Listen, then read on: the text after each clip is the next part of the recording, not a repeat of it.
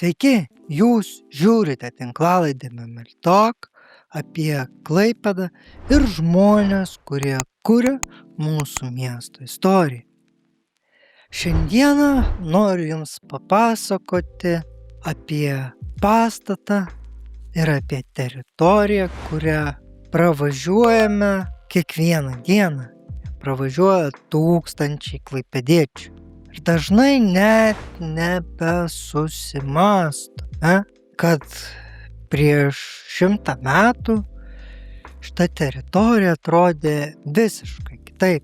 Dabar taip pat miesto centras, tačiau prieš kelis šimtus metų tai buvo visiškai atskiras pasaulis, Vitė. Tai pirmą kartą istorijoje paminėta dar 1416 metais. Tuo metu buvo didžioji ir mažoji Vitės, savarankiškos gyvenvietės šalia miestų. Ir sunku patikėti, bet kadaise čia nebuvo tvorų, nebuvo uždarų teritorijų, nebuvo jausmo, kad miestas kažkur baigėsi. Žmonės čia ateidavo pasivaikščioti palei Kuršių marias, stebėdavo atplaukiančius garlaivius, klausydavosi uosto garsų, panorėję galėjo tiesiog šokti į tramvajų ir važiuoti prie jūros. Tarpukariu tai buvo viena mėgstamiausių klaipėdiečių pasivaikščiojimo vietų. Tačiau šiandien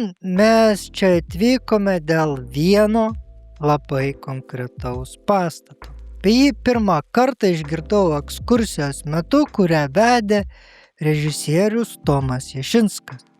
Ir sužinojau, kad restauracijos darbai šiame unikaliame pastate turėjo pasibaigti dar 2024 metais. Tad nusprendžiau nuvažiuoti ir pažiūrėti savo akimis. Tai kalba eina apie legendinį Gaidžio namą. Jį veda trumpa gatvelė, kurią šiandieną vadiname Uosto gatve, tačiau prieškariu ji turėjo visiškai kitą pavadinimą – Malkų gatvė, vokiškai Holtstrasse. Šiandien sunku įsivaizduoti, bet būtent čia važiavo tramvajus. Bėgiai vedė iš senamiesčio iki pat Švyturio pirmojoje Melnragėje. Ši gatvė buvo riba. Vienoje pusėje miestas, kitoje uostas.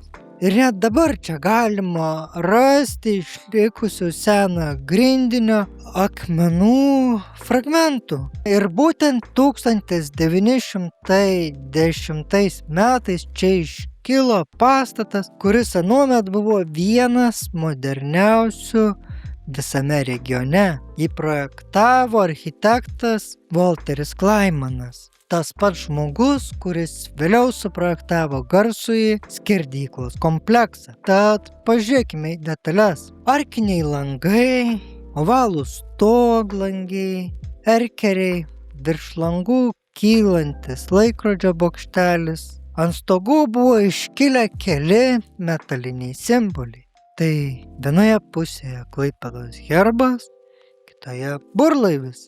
Pastatas ne tik turėjo atrodyti įspūdingai, jis turėjo pasakoti istoriją. Tačiau įdomiausia ne pati architektūra, o šio pastato paskirtis. Nes tai nebuvo paprastas namas. Tai buvo sveikatingumo namai. Ir iš esmės vienas moderniausių socialinių centrų visoje Baltijos pakrantėje. Pagalvokite, 1910 metai čia veikė viešbutis, valgykla, skalbykla, pirtis, poilsių kambariai, garlaivių bilietų kasos, kelionių agentūra, vaikų darželis.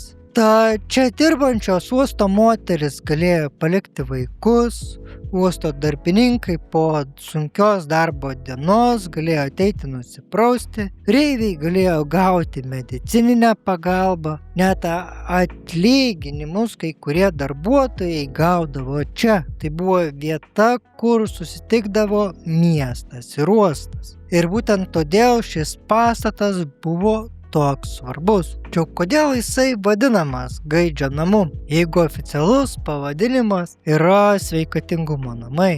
Tai 1913 metais priešais pastatą atsirado fontanas. Ant beveik 3 metrų aukščio kolonos stovėjo gaidys. Apačioje veikė fontanas, žmonės galėjo atsigerti, atsivėsinti, pailsėti, aplink buvo suoliukai, želdiniai, skveras. Galite pabandyti įsivaizduoti keleivius laukiančius garlaivių, uosto darbininkus po darbo, įsimylėjusias poras, vaikus, jūreivius. Viso to šiandien čia beveik neliko, bet kažkada tai buvo gyva miesto erdvė. Tada atėjo karas. Po karo dar pastatas gyveno, čia veikė mokykla, vėliau archyvas, o paskui jis tapo vaiduokliu dešimtmečiams. Ir visai neseniai pradėjo keistis. Pastatą įsigijo verslininkas Vidmantas Dambrauskas ir pažadas buvo paprastas – atkurti Gaidžio namą tokį, koks buvo, sugrąžinti autentiškas detalės, atkurti bokštelį, laikrodį, istorinį veidą. Dėl šiandien nuvykome pažiūrėti, ar šis pažadas tapo realybę. Ir štai Gaidžio namas. Pirmas įspūdis keistas, nes žiūrėdamas supranti, kad tai nebėra vaiduoklis. Pastatas restauruotas. Sugrįžę langai, atkurti tūriai, sutvarkyti fasadai. Tačiau kuo ilgiau žiūri, tuo daugiau pradedi matyti. Ne restauracija, o laiką. Virš įėjimo dar išlikęs senasis užrašas, nenaujas, neperpieštas, originalus, vos įskaitomas.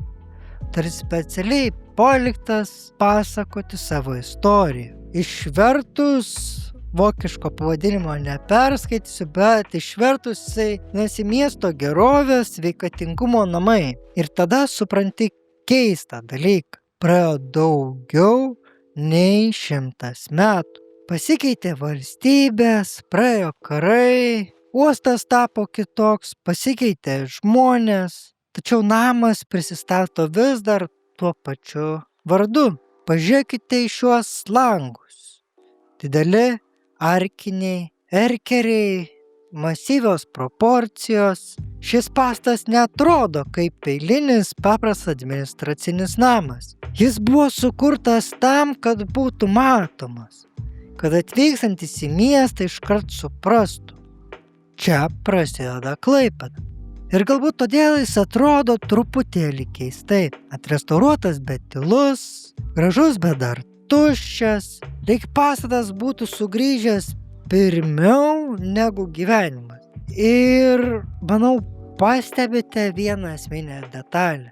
To garsiojo fontano su gaidžiu nebėra. Ir skulptūros nebėra. Liko tik pavadinimas ir istorija. Bet žiūrint į šią teritoriją kyla dar svarbesnis klausimas. Ir net ne apie šį pastatą, o apie visą Vitę ir apie tą Klaipėdos santykį su uostu. Ne veltui yra tarp miestiečių toksai pavadinimas. Klaipėda ir uostas nepaskelbta karo zona. Nes kadaise miestas gyveno su uostu. Žmonės vaikščiojo krantinėmis, stebėjo laivus. Uostas buvo miesto dalis. Vėliau atsirado tvoros, uždaros teritorijos ir atskirtis. Uostas net pasiglemžė garsųjį Locmanų namą. Ir šiandien Gaidžio namas liko tik priminimas, kad kažkada Klaipėda atrodė visiškai kitaip. Ir galbūt šis pastatas yra ne tik restauruotas namas, galbūt tai bandymas prisiminti miestą, kurio nebeliko. Tad tokia ta senosios Vitės, senojo miesto su uostu ir Gaidžio namo istorija. Jei patiko šis pasakojimas, paspauskite like, subscribe, pasidalinkite su draugais šią istoriją ir kitais mūsų pokalbiais bei pasakojimais. Mus rasite visose socialiniuose tinkluose ir skleiskite apie mus žinią. O jeigu labai patiko, mus galite paremti Contribui platformoje. Visas nuorodas rasite video aprašyme. Tad ačiū ir iki kitų susitikimų.